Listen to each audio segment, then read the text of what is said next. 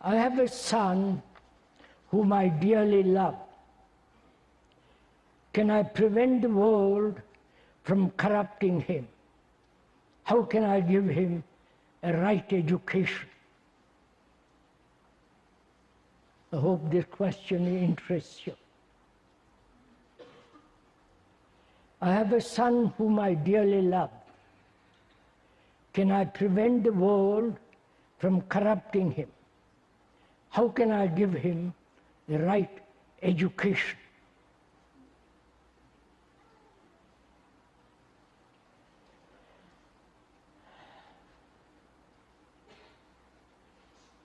They are discovering, the scientists and those who are concerned with babies and children, that babies are very alert, learn, are watchful. And they can know or realize or sense when the mother is liked or disliked by others. They are testing all this out, especially in America. And from the moment he's born or she's born, the parents are already conditioning him. The parents, their relatives, the people around him are already shaping his mind, his brain.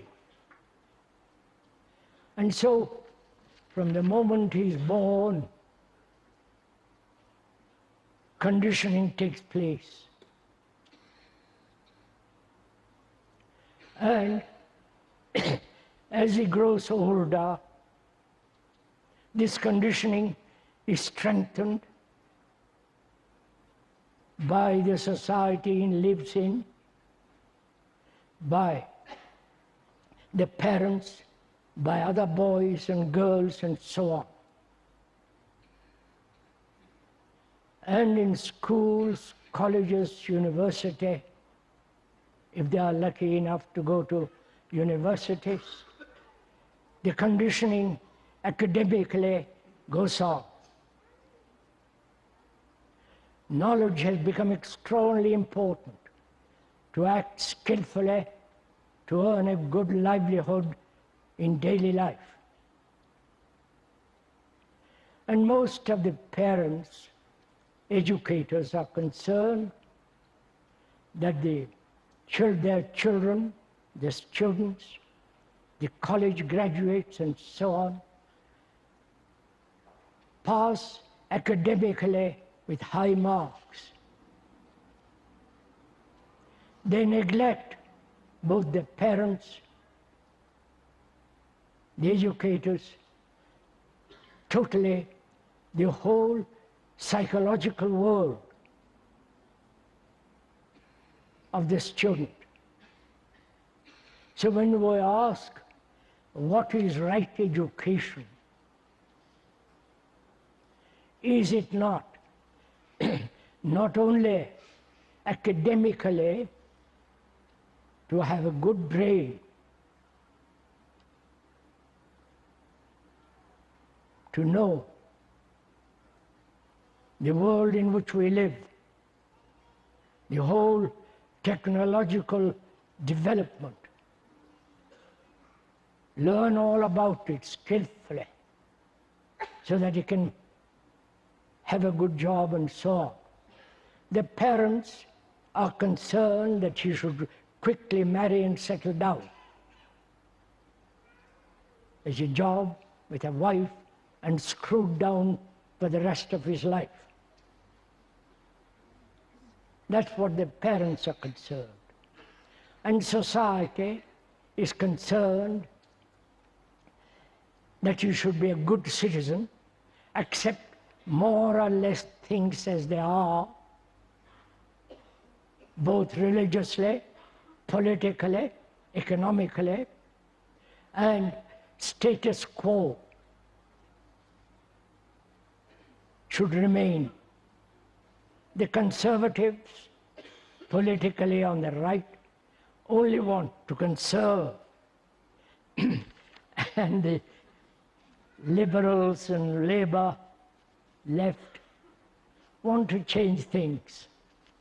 So the battle goes on between the political parties, and the poor child who has grown in this chaotic world doesn't quite know what to do, what to think, and slips into something quite easy, which is to have a family, job, and for the rest of one's life, for 50, 60 years, go on to the office and back and forth, right? This is what we call education. This is what is happening actually in the world, right? Whether in America or here or in India or Asia.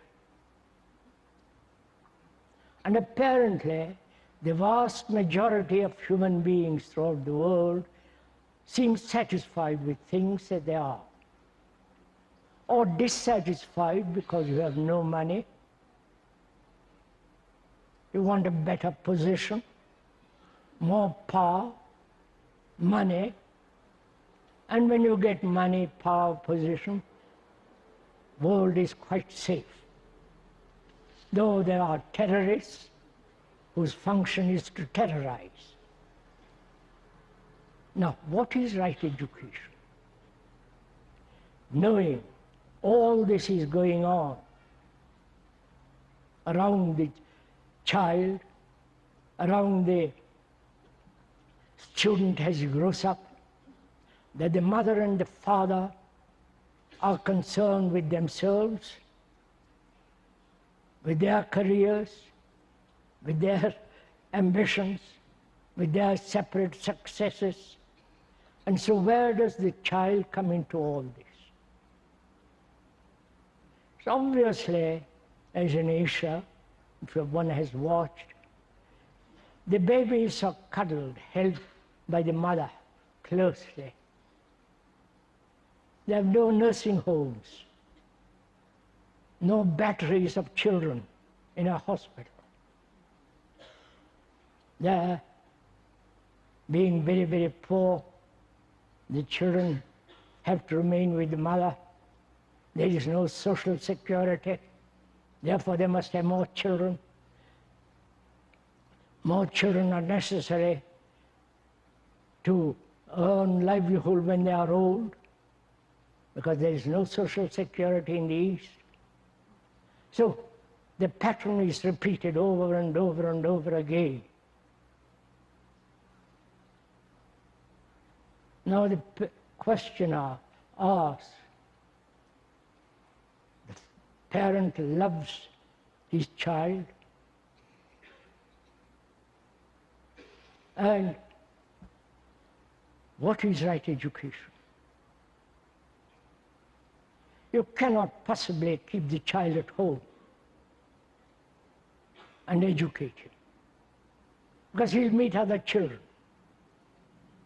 And the group instinct is so strong, they will condition him in spite of you.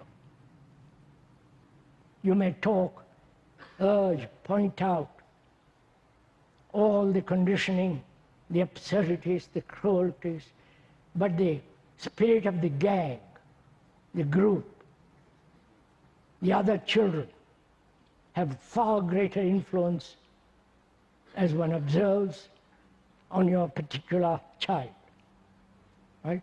These are all facts. If one is aware of all this, wars, brutality, the emphasis on acquiring knowledge academically, and each one wanting to find out in a job which will be comfortable, give him some assurance. And the whole process of that is modern education.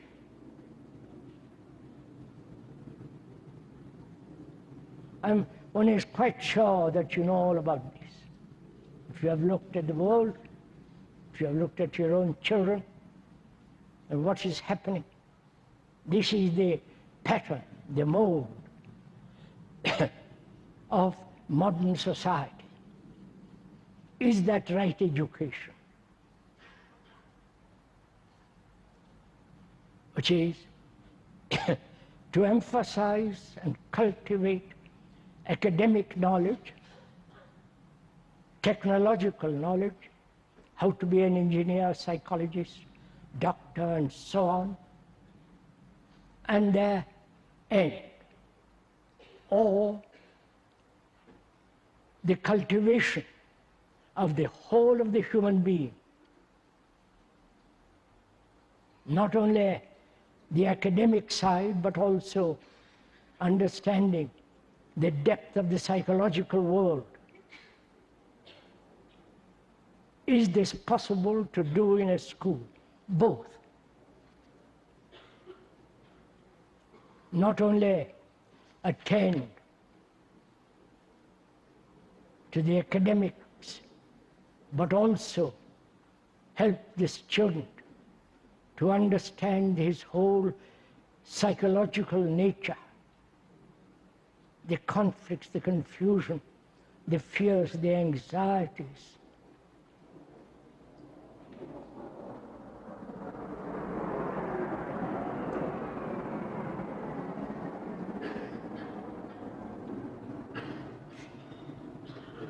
And if he is a boy, he enters the army, especially in Europe, not in America or in England, for 2 years, trained to kill, prepare for war. And the parents say, I dearly love my child. That is, you are preparing for the child to be ready to kill and be killed. This is modern civilization.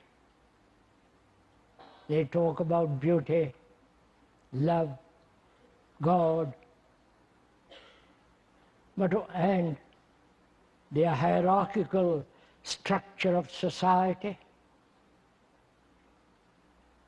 all preparing for war. And this has been going on for 5,000-10,000 years. And we, ordinary citizens, accept all this. And we say, what can we do?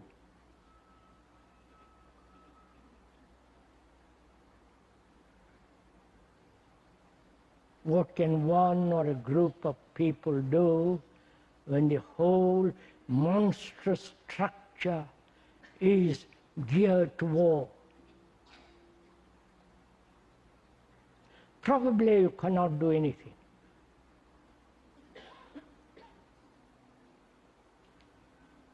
But to be aware of this,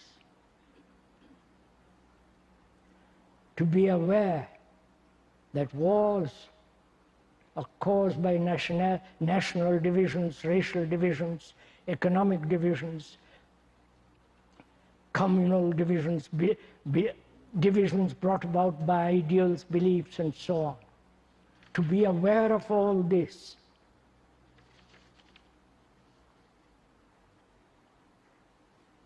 and if one is aware, that very awareness is bringing about its own action. It isn't that you have to do something, join a political party, or this or that. But if one is really deeply concerned,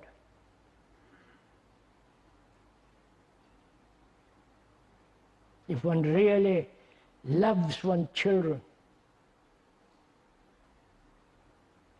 But I'm afraid that's not possible because most parents in the world are very selfish. They want to fulfill themselves. You know all that's happening. The woman has to go out and earn money because she wants a better carpet, better refrigerator, whatever it is. And the husband wants to climb the ladder of success. So they are absorbed in themselves, and the child has very little part in their life. So the educators take them over and condition them to the desired pattern. But being aware of all this, not intellectually, but deeply in one's heart, in one's feeling,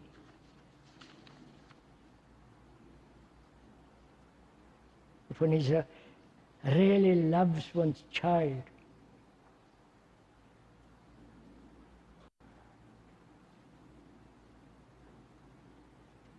is it possible to educate him or have a school where he's educated not only academically, but much more psychologically,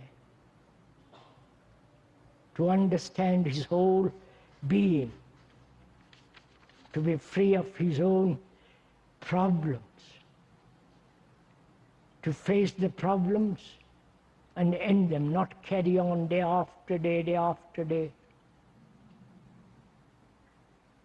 So that demands educators who understand all this, who understand what the world is, what society has become, what the culture of which we are all so very proud, which has become so utterly destructive, and an educator who realizes his utter, total responsibility to bring about a good human being. We are using the word good in the self, holistic, a whole human being, not a divided, broken up human being, fragmented and therefore perpetually in conflict with himself. That demands a teacher who understands all this.